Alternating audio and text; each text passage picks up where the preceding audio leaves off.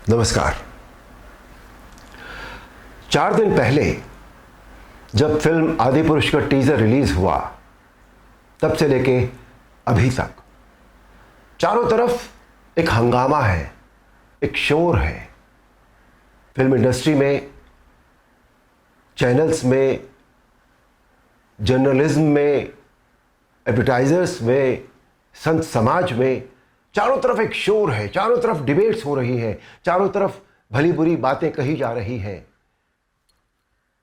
मेरे पास भी सैकड़ों फोन आए होंगे, सभी चैनल्स से फोन आए, जितने सभी जर्नलिस्ट हैं, बड़े बड़े जर्नलिस्ट, और सभी के फोन आए। They wanted my reaction on that, on the teaser, कि आपको कैसा लगा, आपके क्या रिएक्शन है, आप क्या सोचते हैं इस बारे में। मैं आपको सच बताऊं, मैंने एक भी शब्द किसी से नहीं कहा, मैंने बात ही नहीं की उस विषय में। मैंने कहा नहीं, मुझे कुछ नहीं कहना है। लेकिन मुझे लगा कि मुझे आपसे कुछ बात तो करनी चाहिए, आपसे करनी चाहिए। मेरे मन में बहुत सारी बातें बहुत सारे समय से आती रही हैं, और इस हंगामे को लेकर, इस इशू को लेकर मुझे लगा कि शायद ये सही समय है जब मैं अपनी बातें आपके साथ शेयर कर सकूं। दोस्तों, ध्यान से सुनिएगा। रामायण, महाभारत, श्रीमद् भागवत जैसे जितने भी ग्रंथ हैं, शास्त्र हैं, ये हमारी सांस्कृतिक और धार्मिक धरोहर है। ये हमारी संस्कृति है, ये हमारी जड़ है।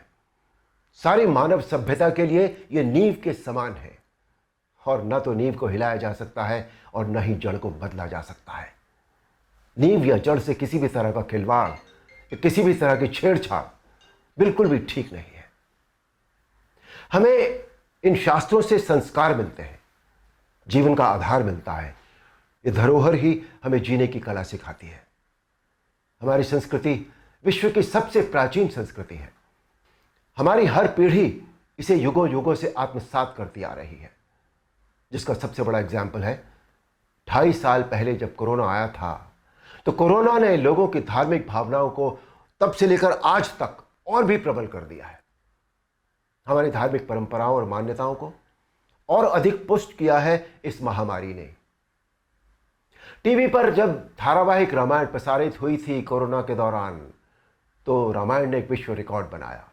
आप सब जानते हैं, हम सब जानते हैं, ये एक बहुत बड़ा संकेत है हमारी मान्यताओं और परंपराओं की प्रामाणिकता का। इस बार यानी 2020 में रामायण आज की युवा पीढ़ी ने भी देखी, और 35 साल पहले बनी रामायण को पूरी श्रद्धा और आस्था से देखा, समझा और आत्मसात किया। आज जो बेहिसाब लोग मुझसे मिलते हैं, उनमें सबसे ज्यादा संख्या टीनेजर्स की होती है। दोस्तों, 500 साल के संघर्ष, अथक प्रयत्न और जद्दोजहद के बाद, न जाने कितना रक्त बहाने के बाद, हमें राम मंदिर के पक्ष में निर्णय मिला, और वहां एक भव्य मंदिर का निर्माण हो रहा है, जो 2024 तक पूरा भी हो जाएगा। अप्रिशिएट करने वाली बात यह है कि मंदिर को भव्यता देने के साथ साथ उसकी आत्मा और मौलिकता को ज्यों का त्यों रखकर यह मंदिर बन रहा है। हमें अपनी सभी सांस्कृतिक और धार्मिक धरोहरों और मान्यताओं को जैसी वो हैं वैसी ही बनाए रखना चाहिए। उनमें किसी भी तरह के बदलाव की न तो ज़रूरत है, न करना चाहिए, और न ही किसी और को करने देना चाहिए। भला कोई अपनी नींव हिलाता है क्या? कोई अपनी जड़ें बदलता है क्या? हमारी इन धार्मिक सांस्कृतिक मान्यताओं और परंपराओं को किसी भी तरह का कोई नयापन देने की आवश्यकता नहीं है। देखिए, मेरा प्रयास और कर्म तो यही है कि मैं इस जनरेशन को और अगली पीढ़ी को भी वही सिखाऊं, वही बताऊं, वही दिखाऊं जो वास्तव में सत्य है, शाश्वत है और सनातन है। एक बात और सोचने वाली है, किसी और धर्म की परंपरा या मान्यता में जब किसी भी प्रकार का बदलाव या नयापन नहीं किया जाता, तो हमारी सनातन धर्म की मान्यताओं, परंपराओं के साथ छेड़छाड़ आखिर क्यों?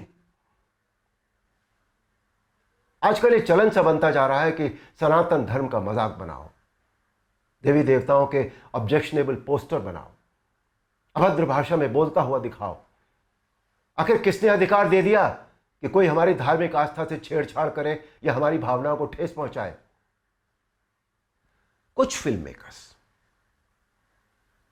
कुछ राइटर्स, कुछ पेंटर्स, कुछ एक्टर्स, कुछ एडवर्टाइजर्स को इस बात का विशेष ध्यान रखना चाहिए कि वो क्रिएटिव लिबर्टी के नाम पर धर्म का मजाक न बनाए और न ही किसी की मान्यता या परंपरा को तोड़ मरोड़ कर प्रस्तुत करें। दोस्तों, ये किसी राजनीतिक पार्टी या धर्म के लिए नहीं, बल्कि पूरे देश के लिए एक स्वाभिमान बढ़ाने वाली बात है कि आज हमारे प्रधानमंत्री श्री नरेंद्र मोदी जी के नेतृत्व और कुशल मार्गदर्शन में देश के कोने कोने में सांस्कृतिक, धार्मिक और ऐतिहासिक धरोहरों को पुनः पहचान मिल रही है। स्थान स्थान पर कॉरिडोर बनाए जा रहे हैं जिनसे हमारी इन धरोहरों की रक्षा भी हो रही है, उनका पुनर्निर्माण भी हो रहा है, साथ ही उनकी मौलिकता भी यथावत रखी जा रही है। मोदी जी, ये देश सदैव आपका ऋणी रहेगा। मेरा अनुरोध है आप सबसे कि आप सब पूरी सक्रियता और जागरूकता के साथ अपनी अमूल्य सांस्कृतिक, धार्मिक मान्यताओं और धरोहरों को सहेज कर संभाले रखने का संकल्प करें और दूसरों को भी इसके लिए प्रेरित करें। धन्यवाद। नमस्कार।